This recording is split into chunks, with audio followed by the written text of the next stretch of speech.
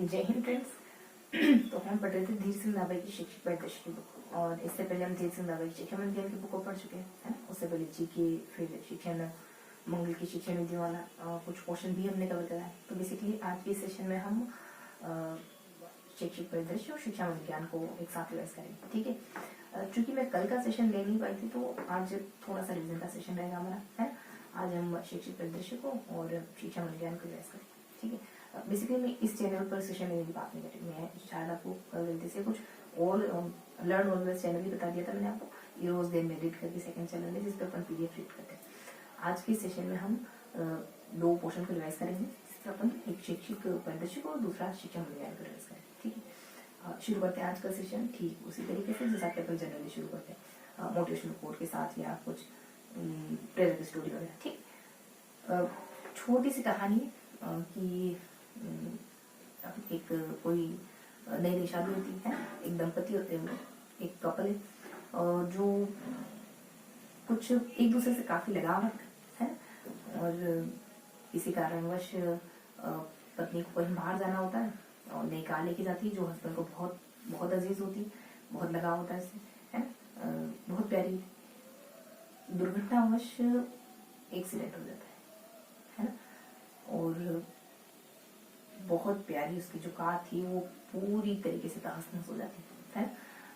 पत्नी को इस बात की चिंता है कि घर जाके कैसे बताऊंगी कि प्यार भी है ना, तो कैसे कहूंगी कि तुम्हारी सबसे प्यारी चीज में से खराब हो गई, डिस्ट्रॉय हो गई, पूरी तरीके से बर्बाद हो गई कार, है ना।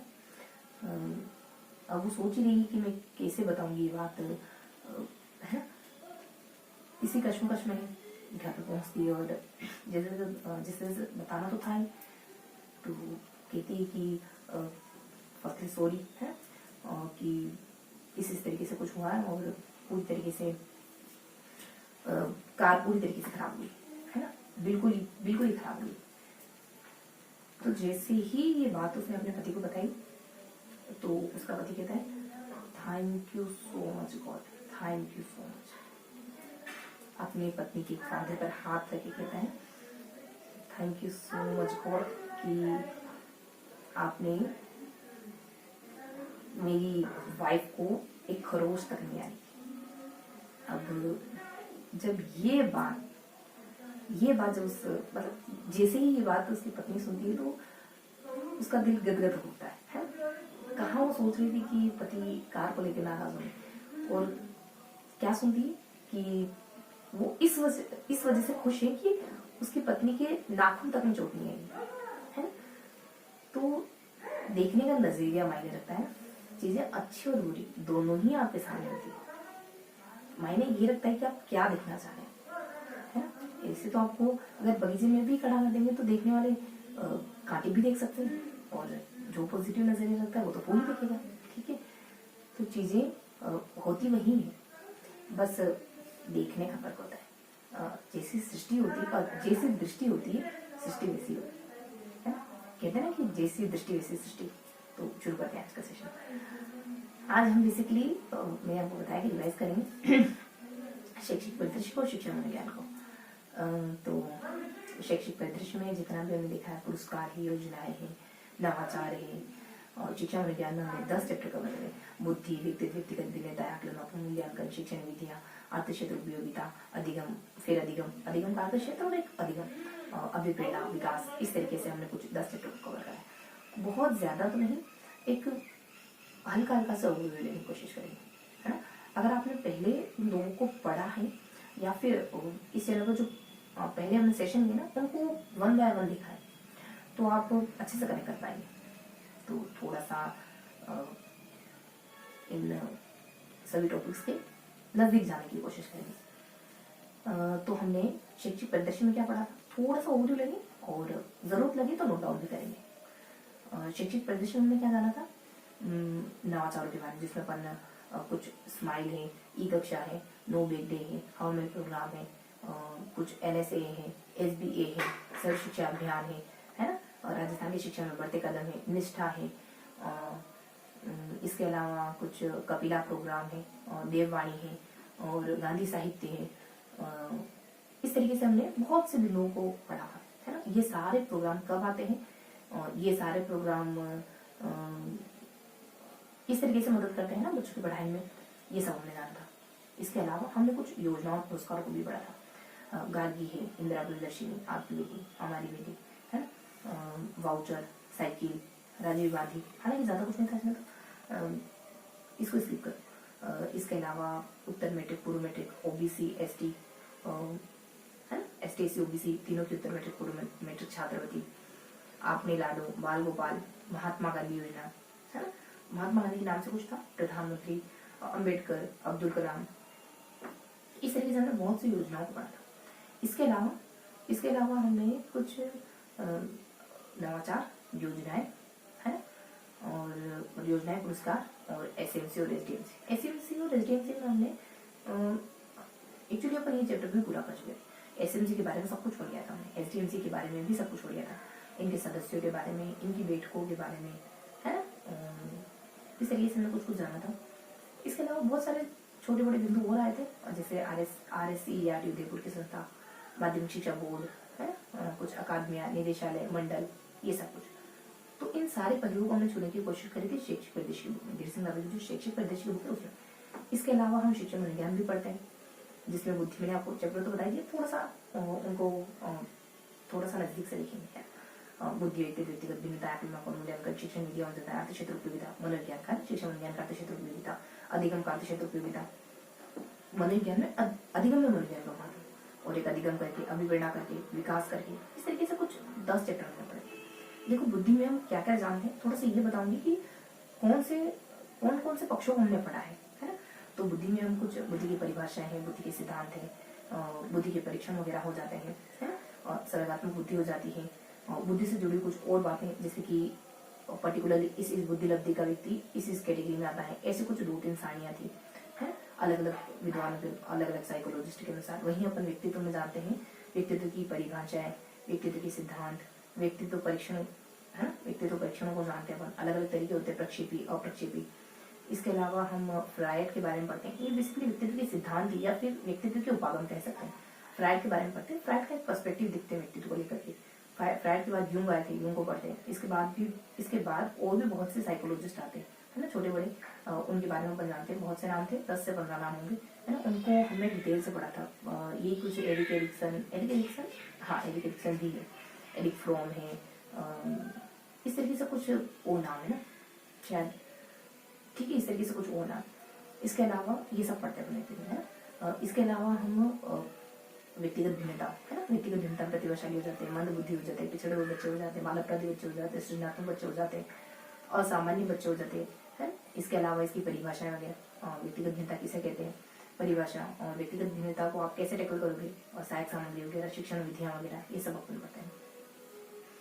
इसके अलावा हम शिक्षण आव्यूह करके, शिक्षण रचना आव्यूह करके एक बिंदु आता है, जिसमें हम कुछ शिक्षण विधियों के बारे में जानते हैं, क्योंकि लेसन का नाम भी शिक्षण विधि है, तो शिक्षण विधियों के बारे में जानते हैं कुछ, और इसके अलावा कुछ और भी बातें, जैसे सबसे अच्छे तरीके का सीखना कौन सा होता है, एक सारणी में था, हालांकि अच्छी बात थी, अच्छी इन्फॉर्मेशन थी, सबसे अच्छे तरीके से कैसे सीख सकते हो, तो प्रक्षेपी, अप्रक्षेपी, अप्रत्यक्ष, ये सारे तरीके, सहायक सामग्रियां, मतलब मोटा मोटी एक सारणी गिवन थी कि बच्चों को कितने अलग अलग तरीकों से पढ़ाया जा सकता है, प्रक्षेपी, एक अप्रक्षेपी, कितने अलग अलग तरीके के साधनों का इस्तेमाल करके पढ़ाया जा सकता है, अप्रक्षेपी, प्रक्षेपी, प्रत्यक्ष, है ना, और ऐसी कुछ जानकारी जो बच्चों की पढ़ाई से जुड़ी हुई, शिक्षण विधियां, है ना, मतलब जो बेसिकली शिक्षण विधि की बात करी है ना, परिभाषा वगैरह भी इसमें आती है। इसके बाद आकलन, मापन, मूल्यांकन, बहुत ज्यादा तो नहीं, आकलन है, मापन है, इनकी परिभाषाएं, इनके प्रकार, फिर कुछ आकलन के प्रकार मैंने आपको बताई दिया, इसकी विशेषताएं, है, तो इस तरीके से अपन आकलन मापन दोनों पहलुओं को चुनने की कोशिश करें। फिर हम अधिगम का क्षेत्र उपयोगिता, बहुत अच्छा इंफॉर्मेटिव चैप्टर है ना, क्योंकि इसमें लगभग 20 से 25 फैक्चुअल, मतलब 20 से 25 एग्जैक्ट सन गिवन कि अमुक सन में ये चीजें शिक्षा विज्ञान में होती है ना, जैसे व्यवहारवाद की स्थापना, इस तरीके से पूरी डिटेल सारणी गिवन है। मनोविज्ञान, पहली प्रयोगशाला, है ना, एमए का कॉन्सेप्ट, सीए का कॉन्सेप्ट कब आया, बुद्धि शब्द का सर्वप्रथम प्रयोग किसने किया, सारी बातें बहुत ठीक ठाक, मतलब बहुत ही अच्छी इंफॉर्मेशन लगी मुझे। पूछ सकते हैं बच्चों अगर पूछे तो। इस तरीके से हमने कुछ तथ्यों को जाना था। इसके अलावा मनोविज्ञान का अर्थ, मनोविज्ञान की परिभाषाओं को हमने जाना था, है ना। 10 से 15 परिभाषा अपन कवर करते हैं। इसके अलावा हम इसकी विधियां हैं, मनोविज्ञान के संप्रदाय हैं।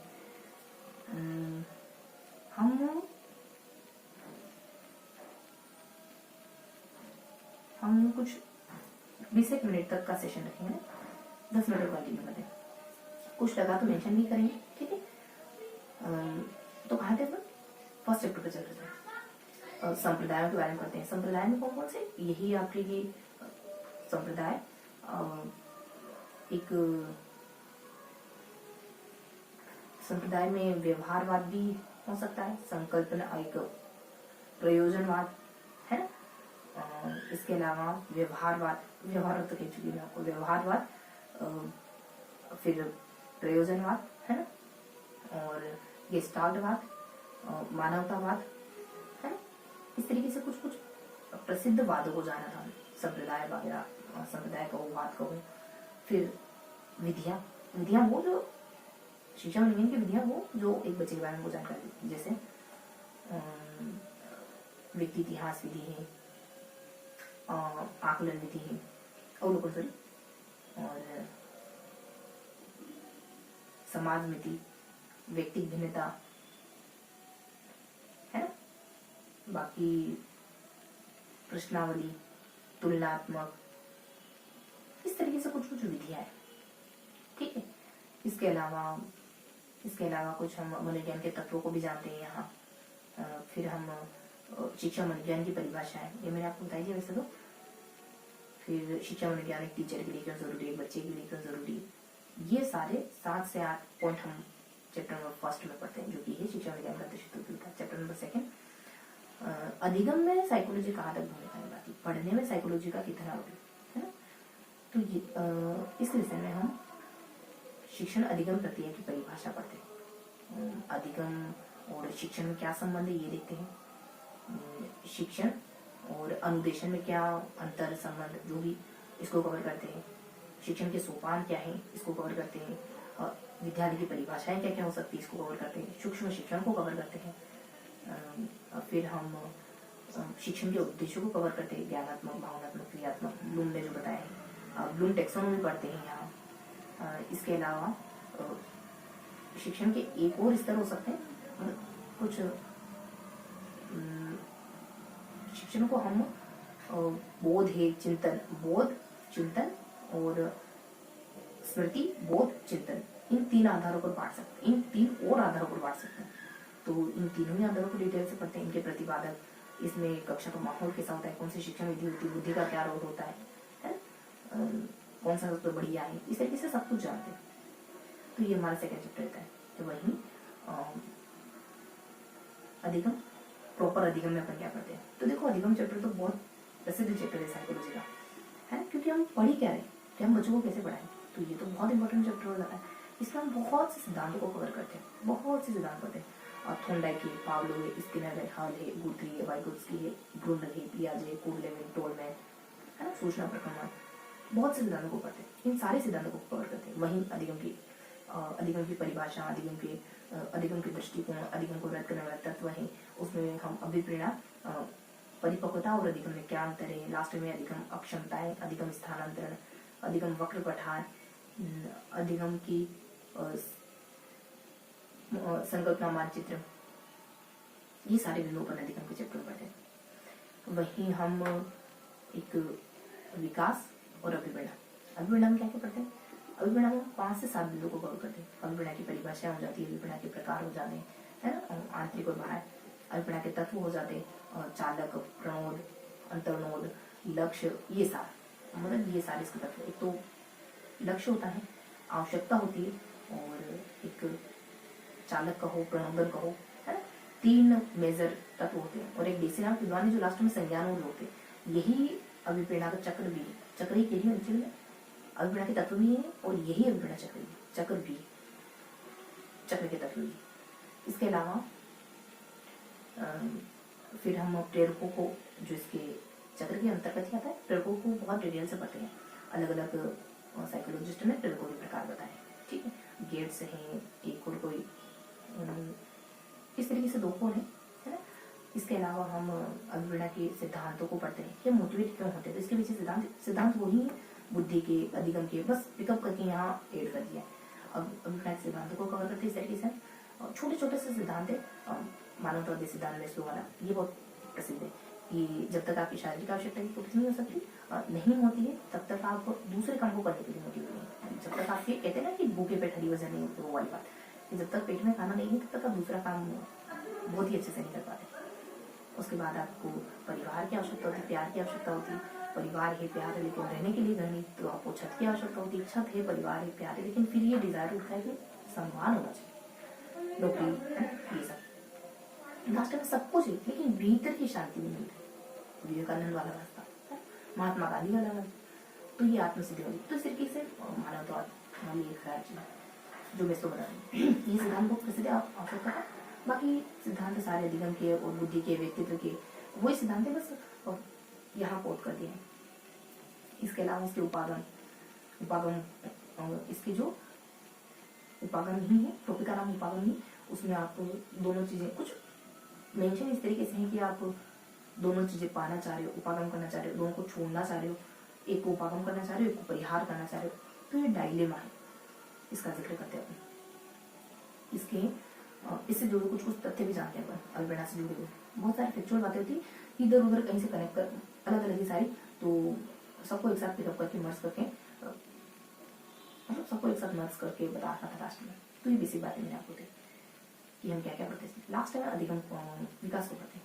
विकास में हम शारीरिक विकास, मानसिक विकास, भाषा विकास, ज्ञान विकास, नैतिक विकास, सर्वात्मक विकास, सामाजिक विकास है। फिर वृद्धि विकास में क्या अंतर हो जाता है, विकास की परिभाषा, विकास और वृद्धि की थोड़ी थोड़ी परिभाषाएं भी जानते हैं अपन, है। और विकास हमारे आयाम क्या क्या होते हैं विकास के, है ना। खाली शारीरिक आयाम तो होता नहीं, शरीर बढ़ जाना ही विकास तो नहीं। इसके अलावा हम कुछ देखो, अवस्थाओं को तो बहुत डिटेल से पढ़ते हैं, कम से कम 4 से 5 साइकोलॉजिस्ट ने अवस्थाओं को वर्गीकरण करा है। कोई किसको बाल्य अवस्था कह रहा है, तो कोई किसको कह रहा है, ज्यादा अंतर नहीं, लेकिन कुछ है। तो इस तरीके से हम बहुत सारे अलग अलग कुछ 5 से 7 विद्वानों के मिसाल देते हैं, शे लेकर के, रोज करके, कुछ इस तरीके से कुछ है, ठीक है। मतलब 5 से 7 विद्वानों को अपन पढ़ते हैं, उनके अनुसार अवस्थाओं को जानते हैं, है ना। और हर एक विकास को बहुत डिटेल से पढ़ते हैं, उसके मतलब जितने भी एस्पेक्ट उसमें हो सकते हैं सारे कवर करते हैं। इसी वजह से मुझे लगता है कि ये बुक ठीक है साइकोलॉजी के लिए, है। अच्छी खासी इन्फॉर्मेशन है इसमें। अगर आप साइकोलॉजी पढ़ रहे हैं तो मैं प्रेफर करती हूँ आप ये बुक पढ़ें, है ना। अगर कोई बुक को लेकर कंफ्यूजन नहीं है तो इस तरीके से अपन पढ़ते हैं। शारीरिक विकास में अपन एक सारणी पढ़ते हैं कि बच्चे का मस्तिष्क का विकसित होता है, हड्डियां कितनी होती हैं, दांतों की संख्या क्या होती है, तो एक अच्छी खासी सारणी है जिसमें सारी पिक्चर आते हैं। इसके अलावा कुछ 5 से 7 बिंदु और अपन पढ़ते हैं, कुछ 6 बिंदु, है ना। मानसिक विकास में सब कुछ पढ़ते हैं, संवेदना, प्रत्यक्षीकरण, कल्पना, तर्क, स्मृति, विस्मरण, सारे पढ़े, है। मानसिक विकास है क्या, मानसिक विकास बेसिकली ये तो है, संवेदना, प्रत्यक्षीकरण, ये तो मानसिक विकास है। तो इनको डिटेल से पढ़ते हैं। कल्पना है तो क्या है, कितने प्रकार है, इसकी परिभाषा क्या है ना, सारे बिंदु। इस तरीके से मानसिक विकास जो भी एस्पेक्ट है उनको डिटेल से। फिर अपन भाषा विकास को पढ़ते हैं। भाषा विकास में हम ये भी देखते हैं, मतलब ये देखते हैं कि कौन से अवस्था में कितने शब्द, बहुत डिटेल से है। हमको इतना ध्यान रखना है पहला शब्द और ये जो मेन बात है वो ध्यान रखने होते हैं। इसके अलावा मस्तिष्क का विकास और बहुत सी बातें शारीरिक विकास में, आपको 2-3 बिंदु बहुत इम्पोर्टेंट। इसके अलावा एक संवेग, सामाजिक और नैतिक, इन तीनों ही विकास में, इन तीनों ही विकास के सिद्धांत है। और इसके अलावा इन तीनों की अवस्थाएं और कुछ और भी बातें जैसे परिभाषाएं वगैरह, ये सारे पहलू छूते हैं। तो ये मैंने आपको एक ब्रॉड व्यू दे दिया, है ना। अब इन सबको मैं लिख पाऊँ, है ना, ये थोड़ा सा मुश्किल हो। इस वजह से मैं आपको सिर्फ लास्ट में जाते जाते कुछ ऐसा करती हूँ, थोड़ा सा मेंशन करती हूँ कि हमने कौन कौन से चैप्टर को कवर किया है ना, कौन कौन से चैप्टर को हमने पढ़ा है। तो हम बेसिकली आज के टॉपिक में हमने एक दो शिक्षा मनोविज्ञान, शैक्षिक परिदृश्य, शैक्षिक परिदृश्य और शिक्षा मनोविज्ञान।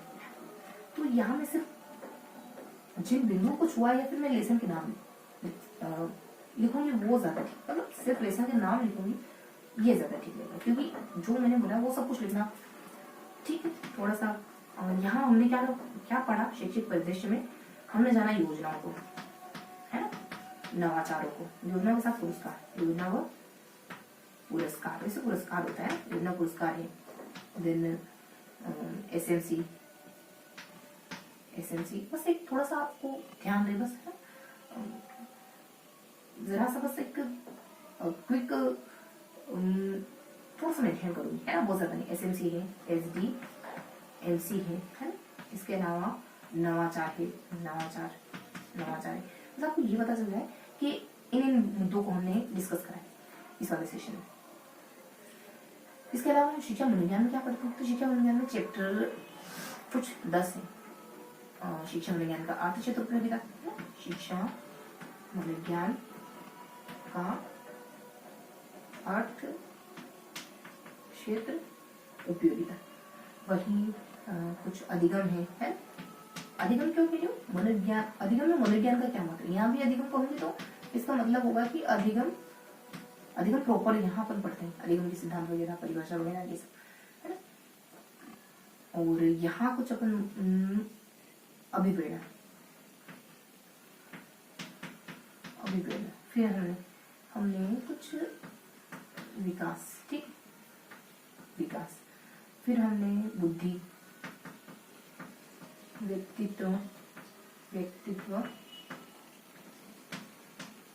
व्यक्तिगत भिन्नताएं, सिर्फ चैप्टर के नाम मेंशन करिए ना, सिर्फ चैप्टर के नाम, व्यक्तिगत भिन्नताएं। फिर हमने व्यक्तित्व, पर्सनैलिटी, व्यक्तित्व, शिक्षण विधियां, शिक्षण आव्यूह व रचनाएं का भी चैप्टर का नाम है, शिक्षण आव्यूह व रचनाएं, आव्यूह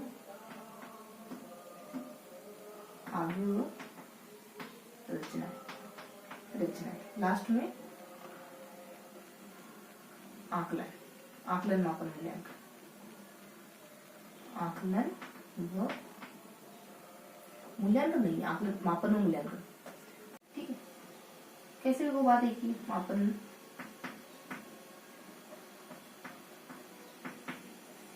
मूल्यांकन को यहाँ नहीं पता, ठीक है। तो ये मैंने सिर्फ लेसन के नाम मेंशन करे, है ना, और 5 और कुछ 3 और 10 ही होते हैं, 3 और 2 5 और फिर 3 2 5 और 11, मतलब 10-11 लेसन हमने शिक्षा में। और शैक्षिक परिदृश्य में भी हमने कुछ 3 से 4 मुद्दों को पढ़ा, ठीक है। नई शिक्षा नीति को भी हमने थोड़ा सा डिस्कस कर लिया था, मतलब जो 3 पेज थे नई शिक्षा नीति, हम 3 पेज पढ़ते पढ़ रहे, तो लास्ट 3 पेज में नई शिक्षा नीति के बारे में मेंशन था, तो उसको भी हमने पढ़ा था, ठीक है। तो ये था आज का सेशन। तो मैं आपसे जैसा कि जनरली क्वेश्चन करती हूँ, तो आप जवाब देंगे। देखो इसमें से मैं फाइन आपसे क्या पूछ सकती हूँ जो आप एक्यूरेट आंसर कर पाए, आपको बताना है, जो मैंने इसमें मेंशन करा हो, मैंने बताया हो,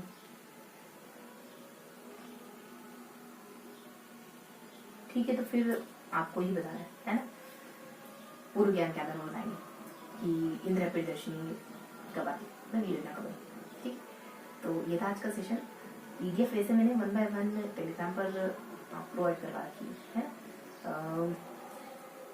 हाँ, ठीक है। तो आप टेलीग्राम ग्रुप ज्वाइन करके पीडीएफ देख सकते हैं, ठीक है। मिलेंगे ऐसे ही किसी अगले सेशन में, तब तक के लिए हंसते मुस्कुराते रहिए, दिल से पढ़ाई करते रहिए। जय हिंद।